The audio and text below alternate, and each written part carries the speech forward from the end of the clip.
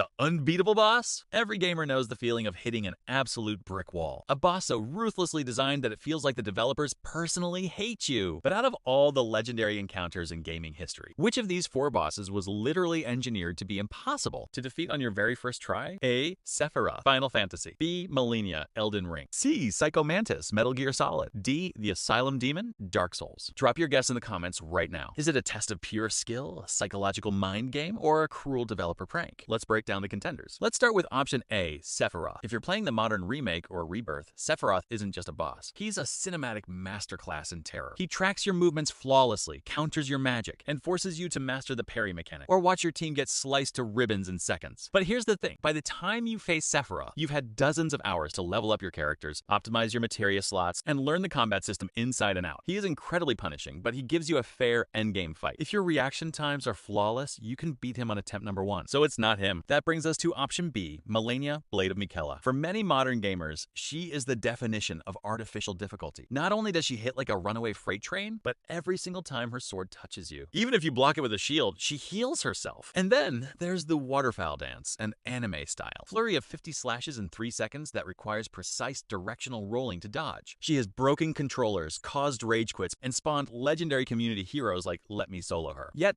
despite her terrifying difficulty, people have beaten her on their first try using overpowered builds, mimic tears, or just sheer unadulterated gaming instinct. She is a nightmare, but she isn't statistically impossible. Next up is option C, Psycho Mantis from Metal Gear Solid. This fight is legendary because Kojima didn't just challenge your in-game character. He attacked you, the player. Psycho Mantis would read your PlayStation memory card, mocking you for playing games like Castlevania, and he would flawlessly dodge every single bullet you shot at him. Back in 1998, if you didn't know the secret, you would die repeatedly. But here's the catch. The fight itself isn't mechanically impossible. If you happen to accidentally plug your controller into controller port 2, or if you just got lucky with a specific dialogue trigger, you could bypass his mind reading on the first go. It was a brilliant puzzle, but not an unbeatable roadblock. Which leaves us with option D, the Asylum Demon from Dark Souls. And yes, this is the one designed to guarantee your failure. Think about the context, the game has barely started. You have just broken out of a cell. You don't know the controls. You don't know how to dodge, and your character is wielding nothing but a pathetic, broken straight sword hilt. When you attack him, you do roughly 2 points of damage. He can kill you in 2 hits. The developers did this entirely by design to teach you the most valuable lesson in Dark Souls. Sometimes you are not meant to fight. The game expects you to panic, die, or look around in desperation, because the only way to progress is to completely ignore the boss. Swallow your pride and sprint through a tiny, easily missed side door on the left to go find your actual weapons. While elite speedrunners can spend 30 minutes chipping away at him with a broken hilt, for a first-time player on a blind run, it is a beautifully designed mandatory trap. Did you choose the correct answer? Let us know in the comments below, smash that like button, and subscribe for more gaming trivia.